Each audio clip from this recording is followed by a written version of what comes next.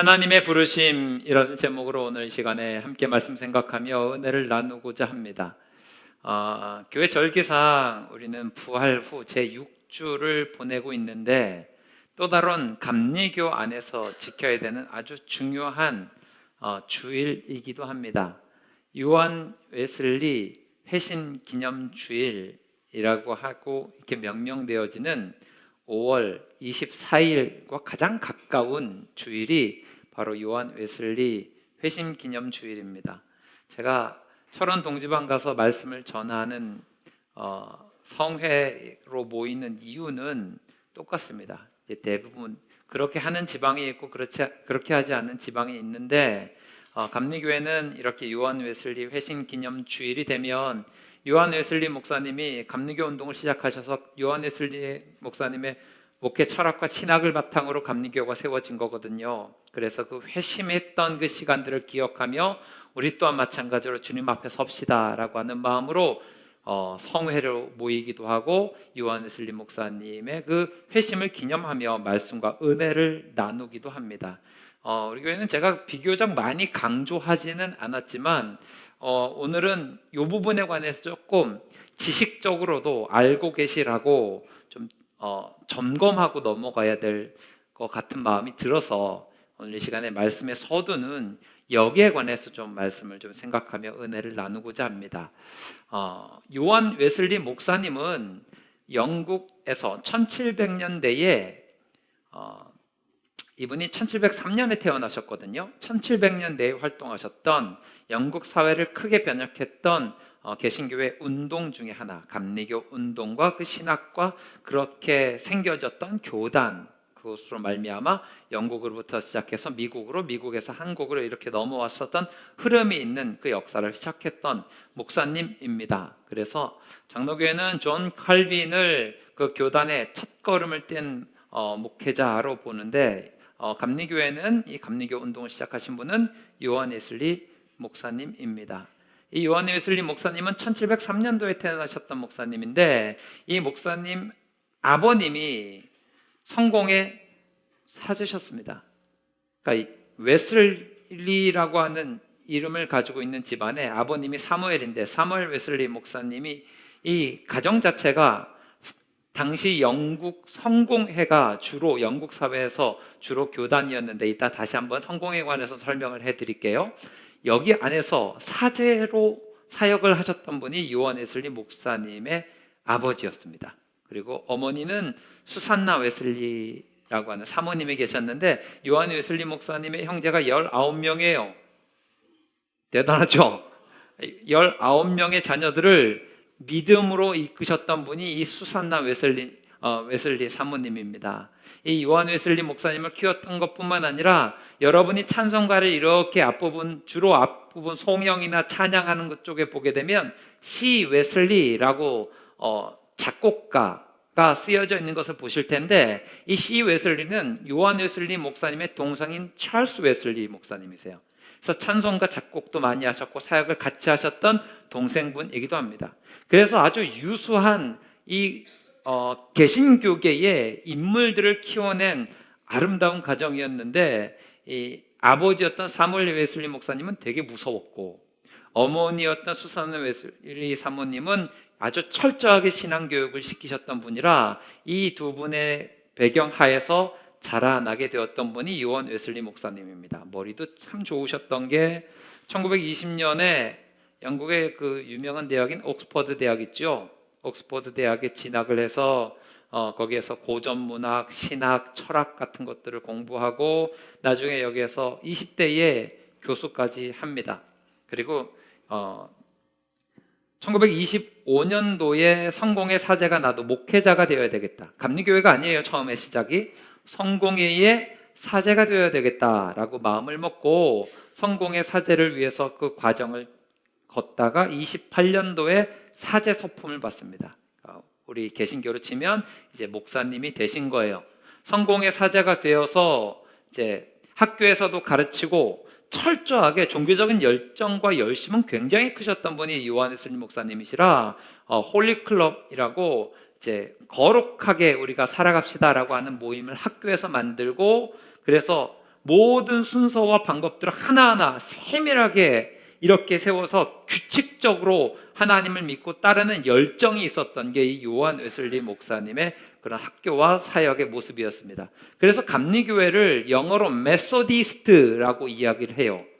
그러니까 여기에서 앞에 나와 있는 메소드에서 IST를 붙여서 방법대로 살아가는 사람들, 이렇게 직역을 하면 그런데 규칙적인, 원칙적인 삶을 살아가는 사람들이 메소디스트입니다. 그래서 이런 운동을 하시다가 이 요한 웨슬리 목사님이 목사 안수 받고 사역하시다가 1735년도에 당시에는 신대륙으로 알려져 있었던 미국, 아메리카 대륙으로 가서 내가 선교사의 삶을 살아가야 되겠다라는 생각을 가지고 선교를 위해서 미국으로 건너갑니다. 미국으로 건너가서 어떤 사역을 주로 하셨냐면 영국에서 건너온 정착민들이 있을 거 아닙니까? 그러니까 영국에서 왔던 정착민들을 대상으로, 그리고 거기에 있었던 현지 원래 원주민이었던 인디언들을 대상으로 선교 사역을 했는데, 이 사역이 아주 좋은 결실을 맺었으면 좋았겠는데 그렇지 못했습니다. 이분이 당시 정착민이었던 영국 사회의 사람들과 관계가 좋지 않았어요. 그래서 좀 분쟁이 좀 있었고, 그 안에서 또 사랑하는 한 분을 만났는데 이게 결혼이 여의치 않게 되었어요. 그러다 보니까 관계도 안 좋고 결혼 문제도 생기고, 그래서 이 웨슬리 목사님이 자기가 결혼하려고 했었던 한 여인과 문제가 생겼을 때에 교회에 와서 성찬을 받으려고 했는데 이 여인한테 성찬식도 안 해줬어요. 좀 이상하죠, 그죠? 하여튼 이런 미숙한 모습이 좀 있어서 영국에서 건너갔던 미국의 선교 사역을 내려놓게 되었습니다. 이게 1738년도에 있었던 일입니다. 이분이 1738년도에 영국으로 미국 선교의 실패를 경험하고 돌아옵니다.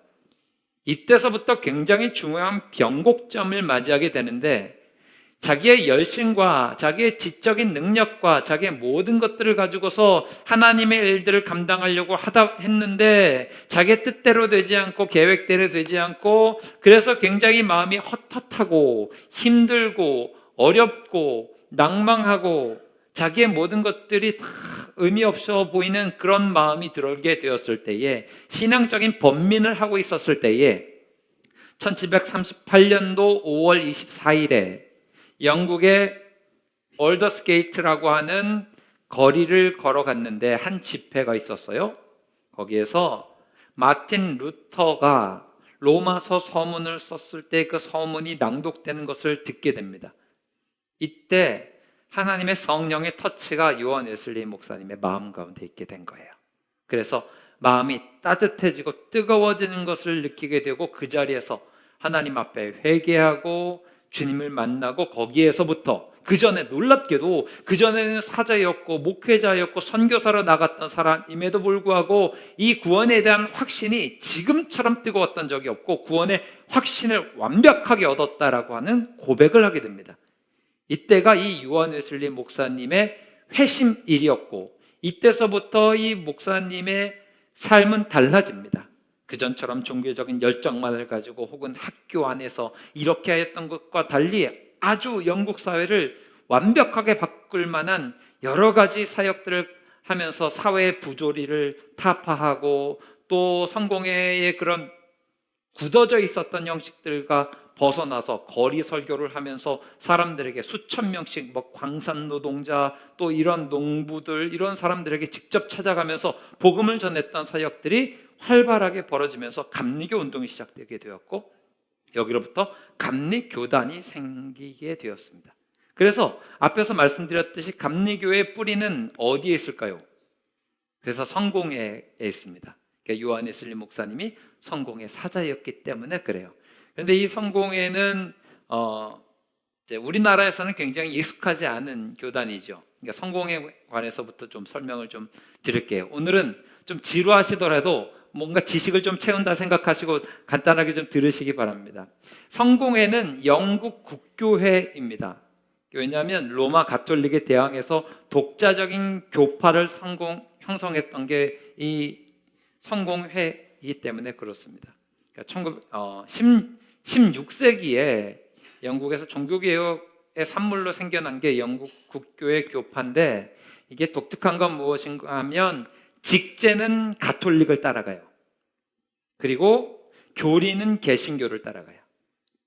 그래서 조금 개신교인들에겐 야, 성공회가 개신교야 라고 하면서 좀 우리에겐 익숙하지 않은데 라고 느끼시는 이유가 직제 자체가 가톨릭의 직제를 많이 따라가고 있기 때문에 그렇습니다. 그래서 주교가 있고 사제가 있고 그렇습니다. 그리고 가톨릭하고 조금 다른 것은 여기 성직자분들은 결혼이 허용이 됩니다. 그래서 조금 다르고요. 그래서 가톨릭과 개신교의 중간쯤의 모습을 가지고 있다라고 보시면 되는데, 분명히 말씀드리는 건 개신교입니다. 우리 여기 옆에 가면은 성공회 교회도 있죠. 거기도 이제 개신교회입니다.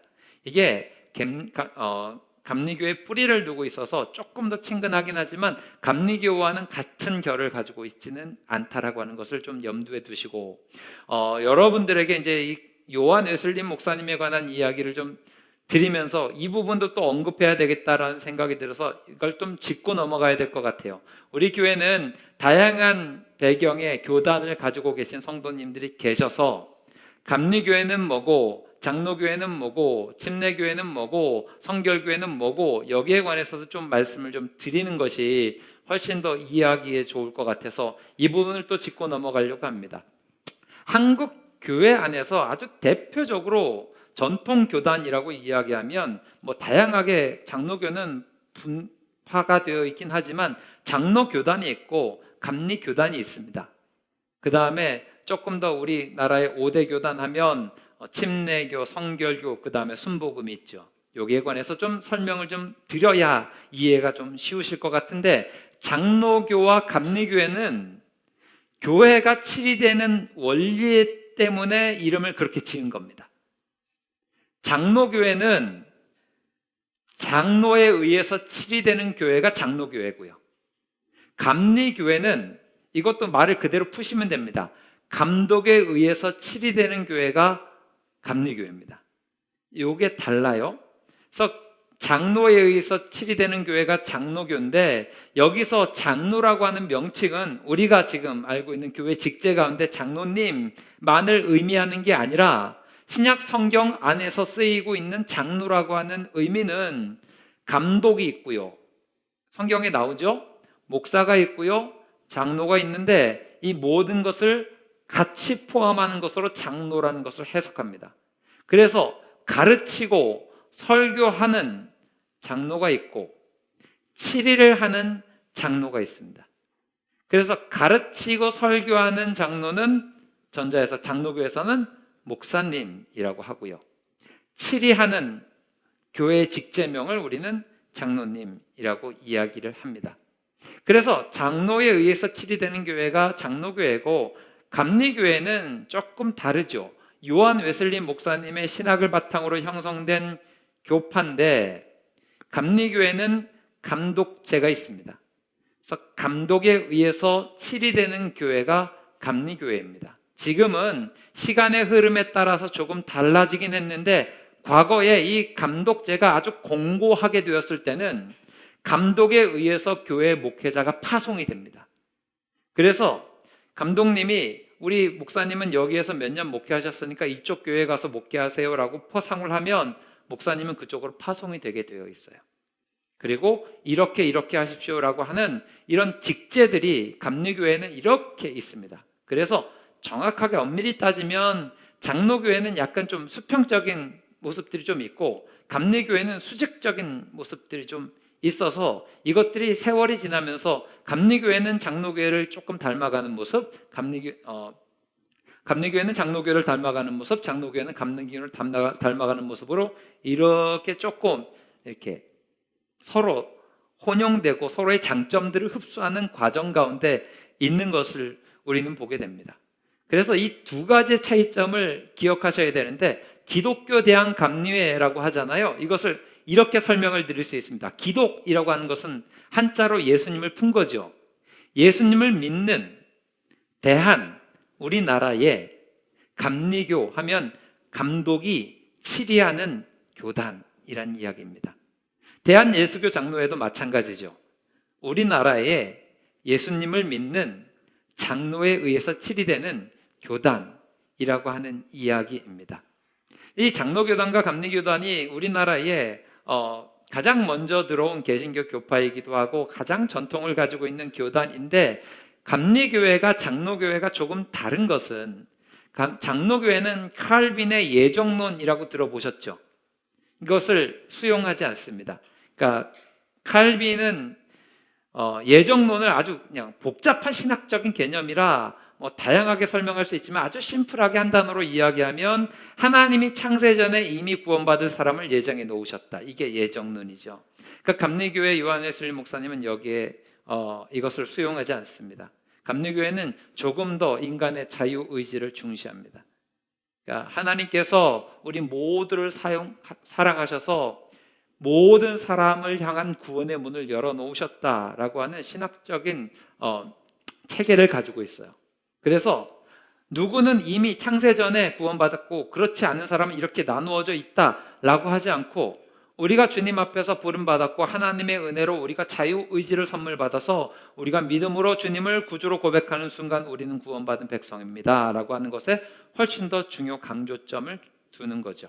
그래서 우리가 하나님을 위해서 더욱더 예수님 믿고 구원받고 그 이후에 성화를 이르기까지 쭉 나가야 되는 것을 강조점을 두는 게 감리교회와 장로교회가 조금 다른 신학적인 차원이 있는 것이고요. 다른 교단에 관해서는 간단하게 언급만 하고 넘어갈게요. 침례교회는 세계에서 다른 교단으로 가장 큰 교단은 미국의 남침례 교단입니다. 그래서 전 세계적으로 보게 되면 교단의 세가 가장 큰 교회를 침례교회다라고 이야기해도 과언은 아닌데, 우리나라는 조금 남침례교단만큼의 교세가 있지는 않지요. 근데 침례교회가 독특한 것은 세례에 관해서 조금 다른 생각을 가지고 있습니다. 우리는 세례라고 이야기하지만 침례교단에서 뭐라고 이야기해요? 침례라고 이야기하고, 침례교단 교회에 여러 교회가 많이 그런 것 같은데, 교회 특징 중에 하나는 침례실이라고 따로 있는 교회가 있습니다. 혹은 미국이나 다른 나라 같은 경우에는 침례를 위해서 따로 강가로 가기도 합니다. 세례 요한이 그렇게 하였듯, 여러분 우리 교단에서 세례 받으시면 머리만 젖으시잖아요. 침례 교단에서 침례 받으시면 어떻게 될까요? 그렇죠. 그래서 요즘에는 침례 교단에서 여름 수련회를 따로 가서 그때 침례하는 경우가 좀 종종 보이더라고요. 왜냐하면 그때는 그나마 좀 괜찮으니까 이렇게 좀 편안한 옷 입으시고 가운 입으시고 머리에서 목사님이 이렇게 침례하는 방법으로 세례를 베풀기 때문에 침례교라고 하는 명칭이 붙었습니다. 교리나 신학적인 면에서는 다른 개신교와 같습니다. 다만 이제 침례교회는 개체교의 독립성을 훨씬 더 많이 강조하는 경향이 있어서 가톨릭이나 감리교회처럼 중앙 집권적인 것이 아니라 교회의 자율성을 굉장히 많이 보장하는 전통들이 있다는 것으로 제가 알고 있습니다. 그리고 성결교회도 가끔씩 보이시죠? 성결교회는 다른 교단, 개신교단에 비해서 역사가 비교적 굉장히 짧습니다. 왜냐하면 장로교, 감리교회는 미국에서 선교사님으로부터 우리나라 땅에 이렇게 복음이 전파되고 세워지게 되었는데, 성결교회는 순수하게 한국인들이 선교 활동으로 조직된 교단입니다. 그러니까 한국에서 이렇게 자라나게 된 교단이 성결교단이에요. 1907년도에 도쿄 성서학원에서 공부를 마치고 온 김상문과 정빈과 같은 한국인들이 동양 선교의 복음 전도관을 설립하면서 이 성결교단이 시작되게 되었습니다. 그래서 국내 자생교단이라고 하는 특징을 가지고 있는 게 성결교단이에요. 그리고 마지막으로 이제 순복음이 남아있죠. 순복음은 가장 대표적인 교회로 떠오르시면 순복음교회 어디예요? 여의도 순복음교회가 있죠. 원래 이제 명칭은 기독교 대한 하나님의 성회입니다. 이거는 우리나라에서 자생된 교단이라고 보지 않고요. 19세기 미국에서 오순절 교회가 생겨난 오순절 운동에 속한 교단입니다. 그래서 순복음 교회는 굉장히 선명한 특징을 가지고 있죠. 순복음 교단은 그 오순절 계통의 그 영향을 이렇게 진하게 받고 그 색깔을 명확하게 드러나는 교단이라서 성령 세례 굉장히 많이 강조하고요. 방언, 신유, 성령의 은사와 같은 것들을 무척이나 강조하는 교단이고, 성령론의 비중은 굉장히 높게 두는 교단이 이 순복음 교단입니다. 이렇게 우리나라에서 이제 5개 아주 큰 교단들이 있고, 그 가운데 속해져 있는 게 우리 감리교단이고, 감리교의 뿌리를 찾아가면 요한 웨슬리 목사님이시고, 요한 웨슬리 목사님의 감리교 운동의 시작의 뿌리를 찾아가면 1738년 5월 24일에 영국의 런던의 올더스게이트의 요한 웨슬리 목사님이 성령의 은혜를 충만하게 받았던 회심 사건으로부터다라고 하는 것을 이렇게 제가 길게 설명을 했습니다. 이제는 교단의 차이와 요한 웨슬리 목사님에 관해서는 이해를 하셨을 테니 오늘 본문 말씀으로 들어가서 간단하게 말씀을 좀 생각을 해보고자 합니다. 오늘 말씀을 보게 되면 여러분이 잘 알고 계시는 아브라함이 자신의 아들 이삭을 바치라고 하는 하나님의 부르심을 받는 장면입니다. 여러분, 저는 믿음의 사람들은 이 아브라함이 믿음의 조상이었던 것과 마찬가지로 똑같은 하나님의 부르심 앞에 서는 경향이 대부분이라고 믿습니다. 하나님이 아브라함을 부르시고 하나님이 이 아브라함을 하나님의 자녀로 믿음의 조상으로 세우셨을 때 2가지 부르심이 있었습니다. 첫 번째는 떠남이었고, 2번째는 포기였습니다. 이것은 비단 아브라함에게만 있었던 것이 아니라 앞서 말씀드렸던 요한 웨슬리 목사님의 회심 사건에서도 동일하게 있었습니다. 첫 번째로는 선교 사역을 위해서 열심히 가갖고 자기가 이 미국 땅에서 열심히 선교 일을 하겠다라고 결심하고 자기의 열정을 내었지만, 하나님께서는 그곳을 떠나라고 말씀하시면서 모든 여건들을 미루셔서 이 요한 웨슬리의 마음을 무너지게 만드셨습니다. 2번째는 포기입니다. 자기가 가진 지적인 능력과 자기가 가진 열정과 자기가 가진 모든 배경들을 가지고 하나님의 일들을 감당할 수 있을 줄 알았는데, 하나님이 그를 사용하시고 하나님의 뜻에 알맞은 하나님의 일꾼 되게 하시기 위해서 그 모든 것들이 의미가 없다라고 하는 것을 깨닫게 만드시고 내려놓게 만드시는 과정을 겪었거든요. 아브라함도 마찬가지고 요한 웨슬리도 마찬가지고 저는 여러분들도 마찬가지라고 생각합니다. 하나님이 여러분을 하나님의 뜻대로 부르실 때 첫 번째 하나님이 요청하신 것이 무엇입니까? 떠나라고 하는 것입니다. 창세기 12장 1절은 무엇이라고 이야기하죠? 함께 읽어보겠습니다. 창세기 12장 1절입니다. 여호와께서 아브라함에게 이르시되 너는 너의 고향과 친척과 아버지의 집을 떠나 내가 내게 보여줄 땅으로. 이게 아브라함의 첫 번째 분기점이죠. 주님을 알지 못하다가 주의 음성 듣고서 야 떠나가라. 떠나가게 되었을 때 무엇을 버리라 그래요? 익숙한 것들, 사랑하는 것들, 가족들, 친척들, 내가 안주할 수 있는 모든 것들로부터 떠나라. 이게 하나님의 부르심의 첫 번째였습니다. 저는 여러분들이 이 하나님의 음성을 들었던 아브라함과 마찬가지로 주님 앞에서 이러한 경험들을 하신 분이라고 믿습니다. 믿음의 길 처음에 나오셨을 때 여러분 신앙생활하면 하지 말아야 될 게 많아요? 할 게 많아요? 비슷비슷하게 많아요. 교회 오면, 교회 다니면 일단 하지 말아야 될 것들도 많고 뭘 자꾸 하라 그러는 것도 많은데, 일단 우리가 좀 중심으로 보아야 될 것은 교회 나오면 하지 말아야 될 게 너무 많아요.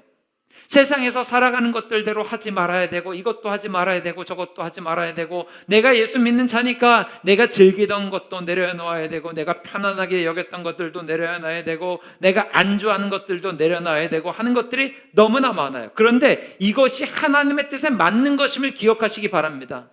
우리는 하나님의 부르심을 받은 자들이기 때문에 믿지 않는 세상 사람들과 똑같이 살 수가 없는 거예요. 믿음의 시작은요, 그래서 여러분이 떠나는 것으로부터 시작해야 돼요. 그냥 여러분이 입술로 예수님을 믿습니다라고 고백하는 것, 그것이 구원의 첫 걸음이긴 하지만 본격적으로 걸어가시려면 여러분 떠나셔야 됩니다. 여러분이 아직 떠나지 못하고 계시는 것이 무엇인지 한번 생각해 보세요. 떠나시기를 바랍니다. 그래야 하나님의 은혜와 축복의 여정이 여러분들과 함께 있게 된다니까요. 아직도 내려놓지 못하는 여러분의 편리와 여러분의 즐거움과 하나님의 뜻과 다른 것들이 무엇인지를 오늘 이 시간 깨달아 아시기를 바랍니다. 그것이 여러분에게 어떤 편안함과 편리함과 즐거움과 안락을 준다 할지라도 그것이 여러분의 영혼을 살릴 수가 없어요. 하나님이 여러분이 예배 자리에 부르신 이유가 무엇입니까? 은혜 주시고 살리시기 위함인 줄 믿으시기 바랍니다. 떠나셔야 돼요. 두 번째 하나님의 부르심은 오늘 말씀에 나오는 것인데, 하나님의 말씀 듣고 따라가잖아요. 하나님이 참 이럴 때는 이 연단이라고 하는 단어가 맞고, 그 연단을 받는 우리의 마음은 하나님 너무 짓궂으시다 이런 생각이 드는데, 하나님의 말씀 따라서 떠나가잖아요. 그리고 하나님께서 그것을 귀하게 여기시고 은혜 주시고 축복 주세요. 할렐루야. 주님 바라보고 나아가면 주님께서 분명히 복을 주시는 줄 믿으시기 바랍니다. 그리고 믿음의 절정의 순간이 되었을 때 하나님이 어떤 시험을 주시냐면, 하나님이 주신 것을 내놔 하실 때가 있어요. 오늘 1절 말씀이에요. 1절 말씀 읽겠습니다.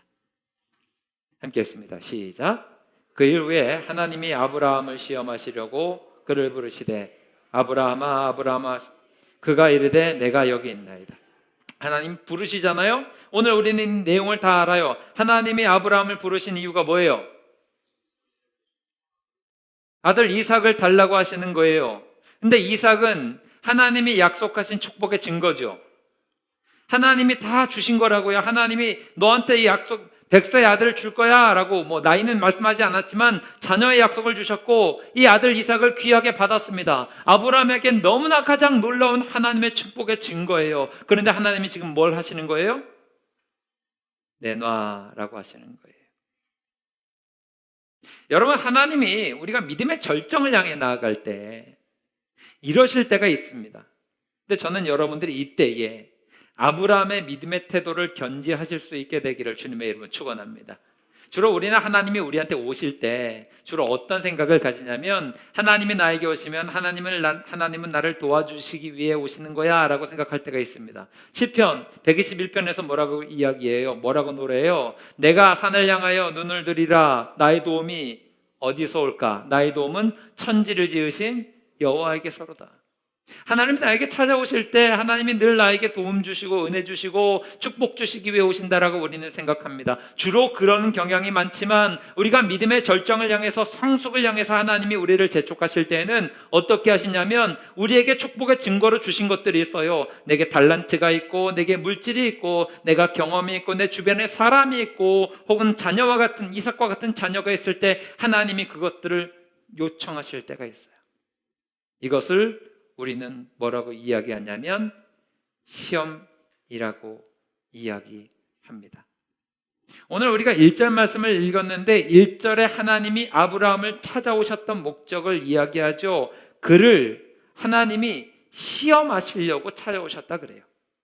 여러분 기억하십시오. 하나님이 여러분에게 축복으로 주신 것들을 요청하시는 순간이 찾아오면 이것을 뭘로 여기셔야 된다고요? 시험으로 여기시기 바랍니다. 이게 중요해요. 여러분, 아무리 수준 높은 강의가 있다 하더라도 각 분야의 전문가들이 있잖아요. 빌 게이츠 같은 사람이 와서 강의를 해요. 워렌 버핏 같은 사람이 와서 강의를 해요. 최고 수준의 강의가 있죠. 근데 여러분 생각해 보시면, 이 최고 수준의 강의를 들었다고 해서 우리의 수준이 높아질까요? 안 높아질까요? 여러분, 김창옥의 강의를 듣는다고 여러분의 수준이 높아집니까? 김미경 강사의 강의를 여러분이 즐겁게 들었어요. 그러면 여러분의 수준이 높아집니까? 높아지지 않아요. 왜냐하면 이건 공개 강좌이기 때문에 그렇습니다. 공개 강좌에서는 절대로 실력이 늘지 않습니다. 그런데 반면에 아주 평범한 선생님이 계세요. 두각을 나타내는 선생님도 아니고 그냥 평범합니다. 그런데 그 선생님 밑에서 배우는 학생들이 부쩍부쩍 성장을 해요. 이유가 뭘까요? 이 선생님은 학점을, 점수를 줄 수 있는 능력이 있어요. 이 선생님은 시험을 볼 수 있는 권한이 있어요. 시험이에요, 시험. 실력이 올라가는 이유는 시험이 있기 때문에 올라가는 것이고 성장하는 것이고 수준이 높아지는 거예요. 신앙도 마찬가지거든요, 여러분. 신앙생활을 마치 공개 강좌 같이 하시는 분들이 있어요. 듣기는 좋단 말이죠.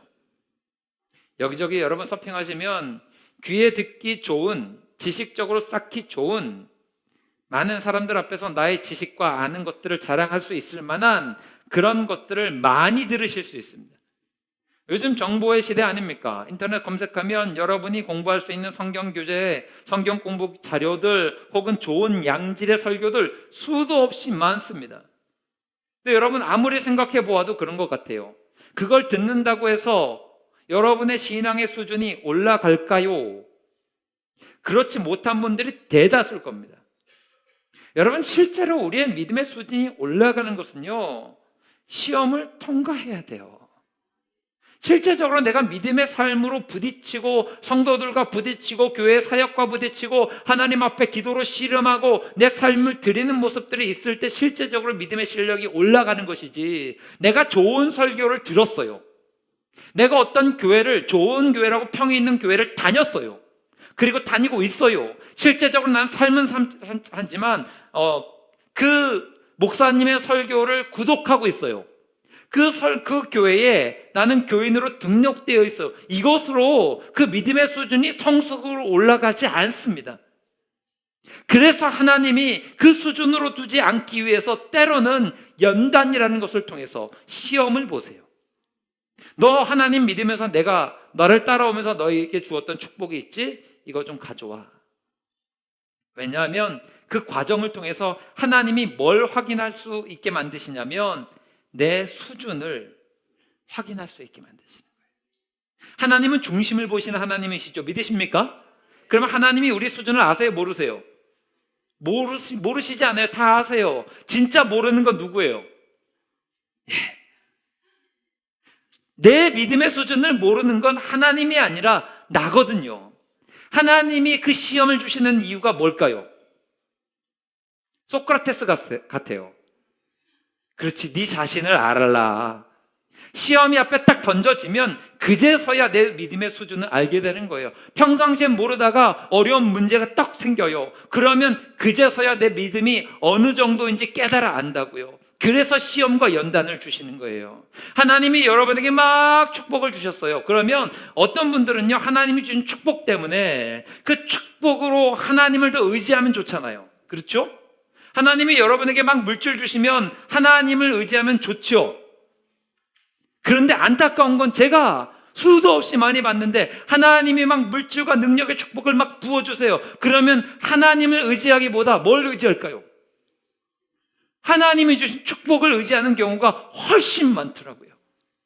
하나님이 하나님의 은혜로, 은혜의 증거로 물질도 주시고 돕는 자도 붙여주시고 길도 형통하게 만들어주시고 이러면 이 모든 것이 하나님의 은혜입니다 라고 고백해야 되는데 하나님을 의지하긴커녕 반대로 가요. 하나님이 주신 것들만 붙잡아요.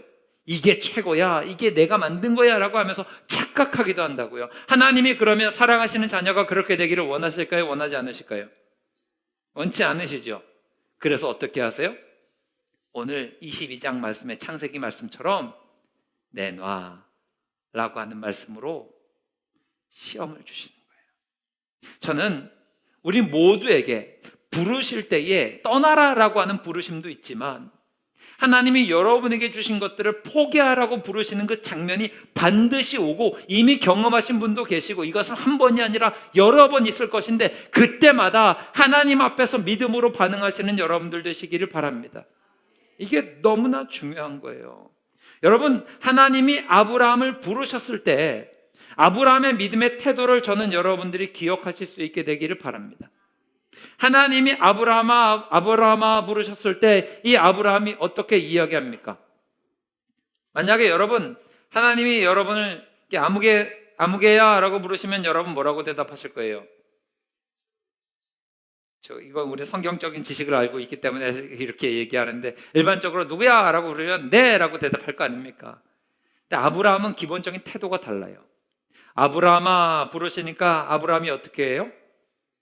제가 여기 있습니다. 여러분 대화해 보셔서 아시겠지만 혹은 집안에서 자녀를 키우신 분들은 아시겠지만 뭘 이야기했을 때 대답 소리만 딱 들어보면 상대방의 마음을 캐치하는 경우가 많죠. 이것 좀 해 라고 했는데 대충 건성건성하거나 대답도 안 하면 이미 이거는 할 준비가 되어 있지 않죠. 이미 이제 잔소리를 한 15번 정도 들을 만한 그 일들을 하는 거잖아요. 그런데 이것 좀 해줄래? 라고 하면 호다닥 이러면서 알겠어요, 제가 할게요 이렇게 이야기하면 이미 그 대답 자체에서 이 사람의 태도가 다 결정나는 거잖아요. 아브라함도 마찬가지예요. 하나님이 아브라함을 부르셨을 때 아브라함은 이미 하나님의 말씀에 순종할 준비가 다 되어 있어요. 하나님, 제가 여기 있습니다. 무슨 말씀을 하시든 제가 따를 거예요. 여러분들에게 이런 은혜가 있게 되기를 주님의 이름으로 축원합니다. 이것은 하나님 앞에 쓰임받는 사람들이 공통적으로 가지고 있는 특징 중에 하나인 것 같아요. 이사야 선지자를 하나님이 부르셨을 때도 마찬가지인 것 같아요. 하나님이 이 이사야 선지자를 부르고 나서 회개하고 난 다음에 성전 제단에 핀 숯으로 입을 닫게 해서 악을 제하고 하나님이 이 정결하게 대한 이사야에게 묻습니다. 이사야서 6장 8절 말씀이에요. 함께 읽을게요. 시작.